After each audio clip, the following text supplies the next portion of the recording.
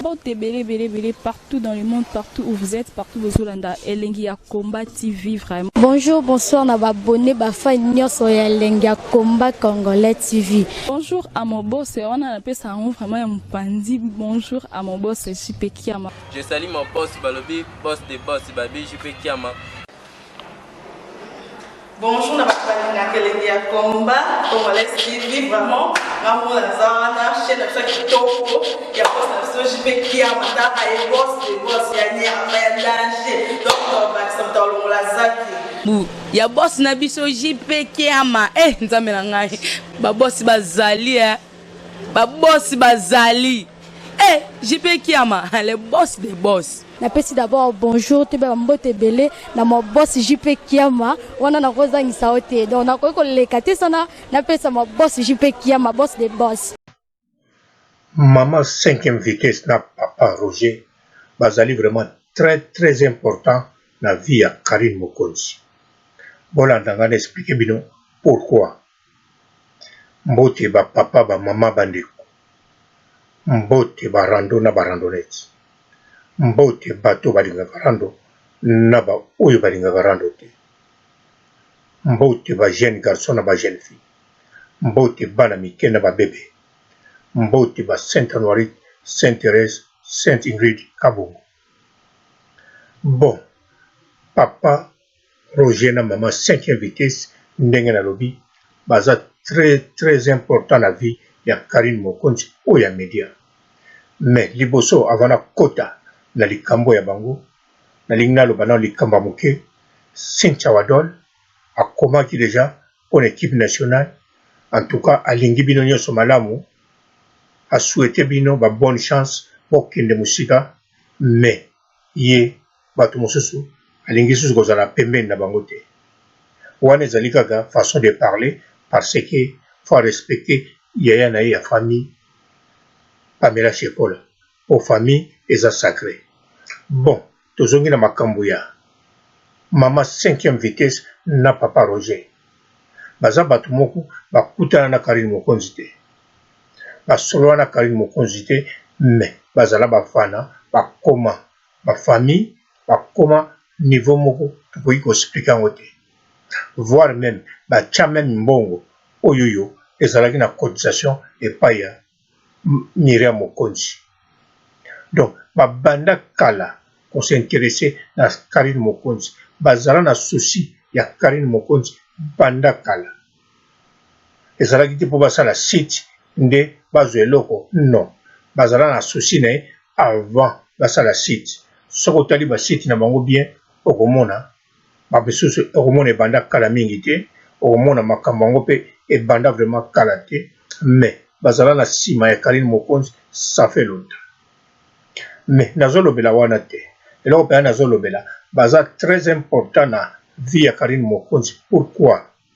Karine Mokonzi banda akomaki poto liboso ntango ayelaki apui makasi azalaki nango na bango kaka mais tobanda kotyango kate tobanda kotyaka mingi na ndeko na ye Myriam Mokonzi po bazalaki ndako moko na ntango sikoyo alongwe kaka na ndako ya Myriam Mokonzi nde bato lokola bato mingi bayebi makambo mama 5e vitesse na papa Roger basalaka te donc batyaki yango vraiment kate mais eza na bato oyo bazali badiversaire to bato mosusu oyo bayokanaka te na bato mosusu kaka ya barando bayebaki deja site wana yango bomona Ken Mpiana ntango aloba site wana eza kaka ya ye moko Karine Mokonzi. Karine Mokonzi moto asalaki site wana boyoka kaka mongongo bokoyebake eza Karine Mokonzi. Donc elingi koloba boye elingi koloba Ken Mpiana akosaki te azalaki vraiment sûr que eza Karine Mokonzi parce que maman 5e vitesse ntango alobaka ametiaka mpenza neti ye Karine Mokonzi voire même koleka ye moko so azodefendre likambo ye moko. Papa Roger ndenge moko ntango adefendaka Karine Mokonzi koleka kutu ntango mosusu ya propre mwasi ne aza na ndako. Donc baza bato moko bien sûr Karine Mokonzi aza na mwa bato na media bami ya tembo bato mosusu bayali Mais maman 5e vitesse na papa Roger baza un peu spécial parce que bango bakendeki vraiment makasi et puis bango jouer rôle makasi mpona neutraliser bato mosusu oyo balingaki bataki Karine Mokonzi, voire même oyo bazala se préparer mpona kotaki Karine Mokonzi. Nazoloba na niveau ya média, donc surtout la diaspora, voire même en Afrique.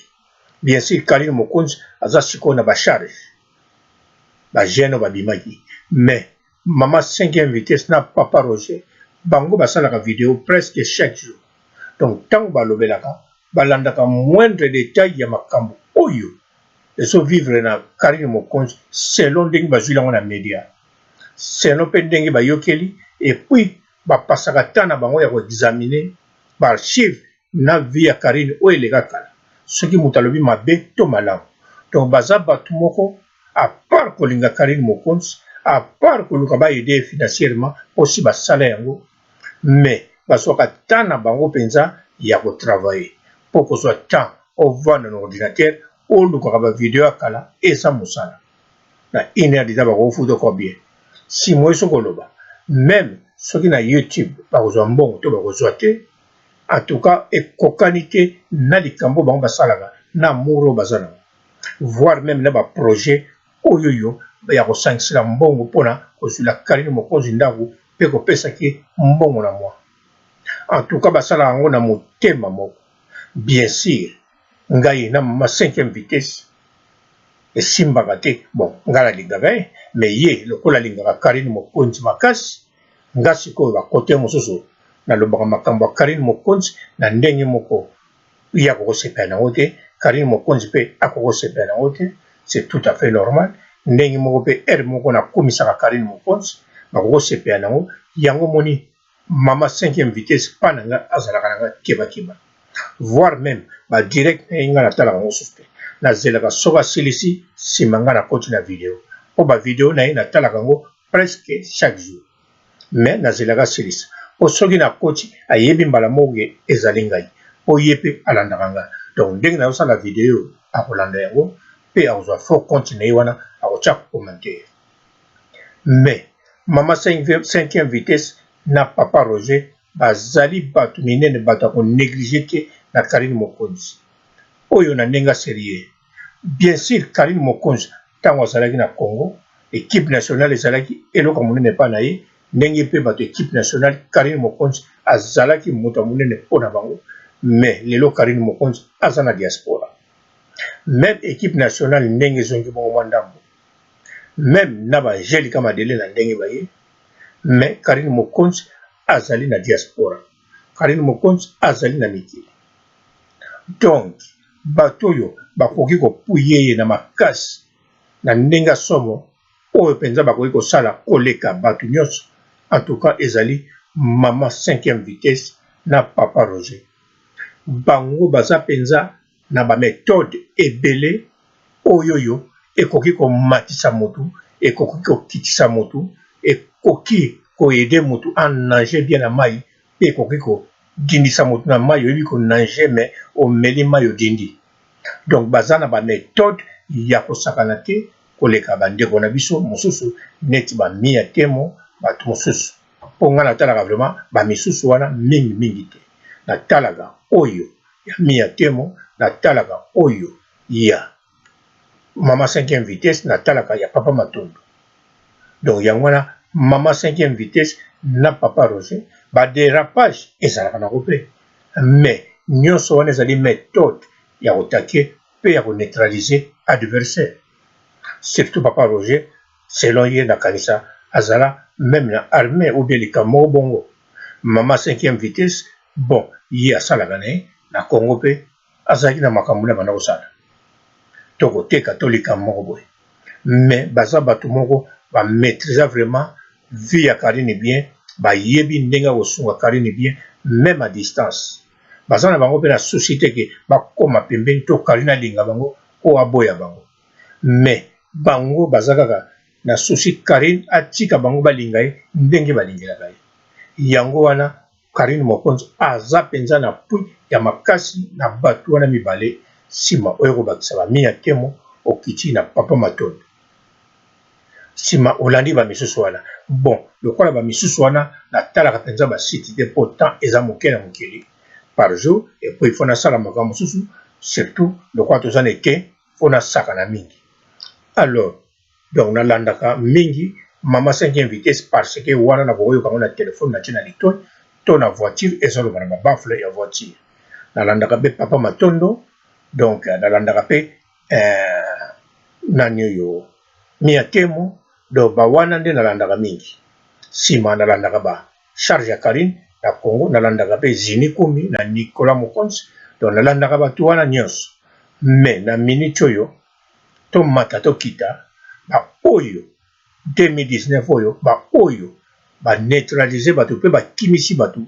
ezali mama 5e vitesse na papa Roger to bosani pete to sana petit na biso oyoyo Rose Bombo liboma ya Karine Mokonzi ba wana bango ba popolaka donc sans contrôle elingo lo baboy même yo o sekisi Karine mena ndinga lukuta soki bango ba monyango ba popoli même yo o popoli Karine o longoli mutoki o kwesi lineage nae atana kote soki pasuki ba popoli donc bango bazalaka prêt pour na popola donc les boma ya Karine Mokonzi na Rose Bombo bango bazali kaka be spécialiste ya popola bazakut na tina ta websa bobongisa to botbebisa soki bobongisi neti Jail Show abongisaki na Karine Mokonzi lokola basala ba camarade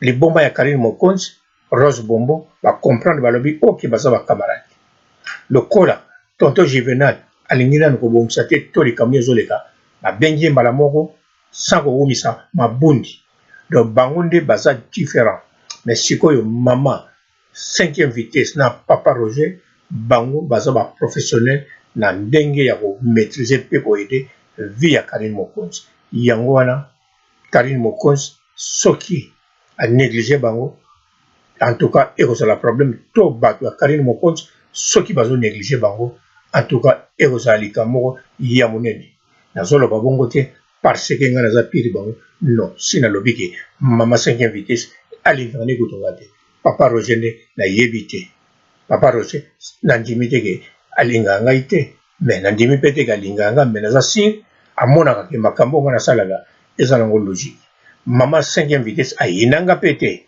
mais alinganga ite parce que na lobaka ermo contre Karine ermo malam mais les boma ya Karine Mokonzi na Rose Bombo bango basi ba mesana nga lokola to sololaka bayebi ke méthode wana salaka parce que moko fona sala bongo parce que eza normal surtout bango bazali sima ya Karine Mokonzi ngai nazali motu ya Grace Mbisi la sexy lokola motu nanga nana zongili pouvoir nete nana bandi bataki te nazozela 10e mois yango wana fona sala makambo nanga normal donc fona sala au milieu non au milieu de village nazala raté pour ceux qui nazam au milieu du village na ko ba mesure tétan mosusu na ko ma kota Karine nazo kanza nazo au milieu ou bien na ki côté ya Myriam Mokonzi nazo kanza au milieu yango ngala zala mingi au sommet du village donc les kolo ya ngomba ceux qui rendent na village même mbuleye banda kwedindi ngana vana na ngaka les kolo ya ngomba nazo lia manga na ya mobesu na mo bon bandeko nanga na succès awa na kanisa to chikala malamu mama 5e vitesse en tout cas merci na musala malamu musala pa ya Karine Mokonzi mais yeba ke tango rande ko banda na Grace Mbisi okoyoka ngane na ko défendre Grace Mbisi wana sikoyo bokoyeba ke fa oyo na isalaka ya kindenge ni poki fana chiki na ba Grace Mbisi eza ya kolega bino na succès wana bo chikala malamu ciao. Bonjour fidèles internautes de www.elengiakomba TV. Bonjour, bonsoir, balandi nyonso ya Elengi ya Komba. Congolaise TV. Bon, belé, partout dans le monde, partout où vous êtes, partout où vous êtes, Elengia Combat TV, vraiment. Bonjour, bonsoir, na abonné Bafa Nyoso ya Elengia Combat Congolais TV. Bonjour à mon boss, on a appelé ça vraiment un pandi. Bonjour à mon boss, JP Kiama. Je salue mon boss Balobi, boss des boss, Babi JP Kiama. Bonjour, na Elengia Combat Congolais TV, vraiment. Ngamu la zana, chaîne de chaque toko, ya boss na JP Kiama, ta ay boss des boss, ya nyama ya danger. Donc on va se mettre la zaki. Ya boss na biso JP Kiama. Nzambe na ngai. Ba boss bazali Ba boss bazali. JP Kiama, le boss des boss. Napesi d'abord bonjour te ba mbote belé na mo boss JP Kiama wana na kozangisa ote donc na ko lekate sana napesa mo boss JP Kiama boss des boss.